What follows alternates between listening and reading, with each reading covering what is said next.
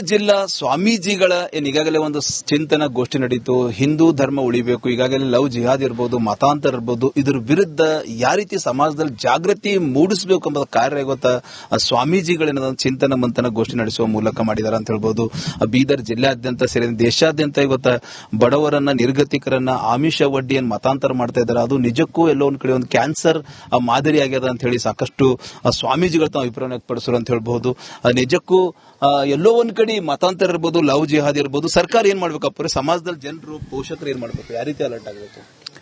ಪೋಷಕರು ಮಕ್ಕಳ ಮನೆಯಲ್ಲಿ ಇರತಕ್ಕಂತಹ ಸಂಸ್ಕಾರ ಸಂಸ್ಕೃತಿಯನ್ನು ಉಳಿಸಿಕೊಳ್ಳೋದ ಸಲುವಾಗಿ ಮಕ್ಕಳಿಗೆ ಯೋಗ್ಯವಾಗಿರತಕ್ಕಂತಹ ವೇಷಭೂಷಣಗಳ ಬಗ್ಗೆ, ಇದರ ಬಗ್ಗೆ ಒಂದು ಜಾಗೃತಿಯನ್ನು ಮೂಡಿಸಬೇಕು. ಜೊತೆಯಲ್ಲಿ ಇವತ್ತೆಲ್ಲಿ ಲವ್ ಜಿಹಾದ್ ಆಗ್ತಾ ಇದೆ, ಯಾಕೆ ಆಗ್ತಾ ಇದೆ ಅಂತಂದ್ರೆ ಒಂದು ಹೊಟ್ಟೆ ಬಟ್ಟೆಗಾಗಿ, ಇನ್ನೊಂದು ಆಮಿಷಗಾಗಿ ಅಥವಾ ಐಷಾರಾಮಿ ಬದುಕನ್ನು ತೋರಿಸಿ ಆಶೆಗಳನ್ನು ಮುಂದಿಟ್ಟು ಅವರನ್ನು ತೆಗೆದುಕೊಂಡು ಹೋಗ್ತಕ್ಕಂಥ ಪದ್ಧತಿ ಏನಾಗ್ತಾ ಇದೆ, ಇದು ನಿಜವಾಗಲಿಕ್ಕಿರುತ್ತ ದುರಂತದ ವ್ಯವಸ್ಥೆ. ಇದಕ್ಕಾಗಿ ತಂದೆ ತಾಯಿಗಳು ಕೂಡ ತನ್ನ ಮಗಳ ಬಗ್ಗೆ ಅಥವಾ ಮಕ್ಕಳ ಬಗ್ಗೆ ಸೂಕ್ಷ್ಮ ರೀತಿಯಿಂದ ಅವಲೋಕನ ಮಾಡಬೇಕು ಅನ್ನತಕ್ಕಂಥದ್ದು ಒಂದಾಗಿದ್ರೆ, ಸರ್ಕಾರ ಗಟ್ಟಿಯಾದಂಥ ಕಾಯ್ದೆಯನ್ನು, ಕಾನೂನನ್ನು ಒಂದು ತರಬೇಕು. ಏನ್ ತರಬೇಕು ಅಂದ್ರೆ, ಅನಾವಶ್ಯಕವಾಗಿ ಇಂತಹ ಸಮಸ್ಯೆಗಳು ಸಮಾಜದ ಒಂದು ವ್ಯವಸ್ಥೆಯನ್ನು, ಸುಭದ್ರತೆಯನ್ನು ಹಾಳು ಮಾಡತಕ್ಕಂಥ ವ್ಯವಸ್ಥೆ ಇದು. ಈ ವ್ಯವಸ್ಥೆಗಳ ಬಗ್ಗೆ ಕಟ್ಟುನಿಟ್ಟಾದಂತಹ ಕಾಯ್ದೆ ಕಾನೂನನ್ನು ನಿರ್ಮಾಣ ಮಾಡಿದ್ರೆ ಇದು ತೊಂದರೆ ದೂರ ಆಗುತ್ತೆ.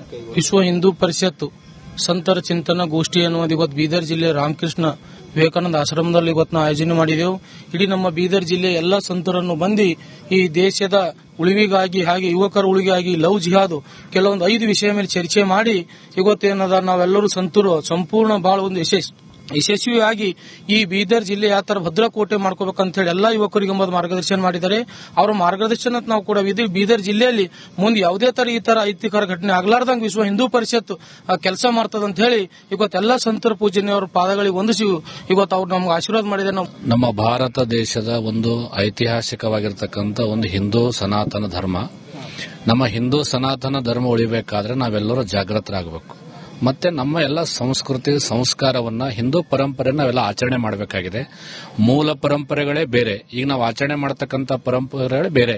ಅದರಿಂದ ಇವತ್ತು ಲವ್ ಜಿಹಾದ್ ಆಗಲಿ, ಇವೆಲ್ಲ ಮತಾಂತರ ಆಗೋದಾಗಲಿ, ಇವೆಲ್ಲ ನಡೀತಾ ಇದಾವೆ. ಅದಕ್ಕೆಲ್ಲ ನಮ್ಮ ಹಿಂದೂ ಬಾಂಧವರಿಗೆ ಒಂದು ತಿಳಿಸುವುದೇನೆಂದ್ರೆ, ನಾವೆಲ್ಲರೂ ಒಂದಾಗಬೇಕಾಗಿದೆ. ನಾವೆಲ್ಲರೂ ಒಗ್ಗಟ್ಟಾದಾಗ ಮಾತ್ರ ಇವೆಲ್ಲ ಶ್ರೇಯಸ್ಸಾಗಲಿಕ್ಕೆ ಸಾಧ್ಯ. ಸೊ ಸನಾತನ ಧರ್ಮ, ಹಿಂದೂ ಧರ್ಮ ಉಳಿಲೇಬೇಕಾದ್ರೆ ನಾವೆಲ್ಲ ಒಂದಾಗಬೇಕು. ಒಂದಾಗಿ ನಾವು ಮಾತ್ರ ಸಮಾಜ ಉಳಿಲಕ್ಕೆ ಸಾಧ್ಯ ಅಂತೇಳಿ ಸ್ವಾಮೀಜಿಗಳು ಹೇಳ್ತಾ ಇದ್ದಾರೆ ಅಂತ ಹೇಳ್ಬೋದು. ಕ್ಯಾಮರಾ ಪರ್ಸನ್ ಭರತ್ ಜೊತೆ ನಾನು ಮಲ್ಲಿಕಾರ್ಜುನ್ ಮರ್ಕಲ, ರಿಪಬ್ಲಿಕ್ ಕನ್ನಡ.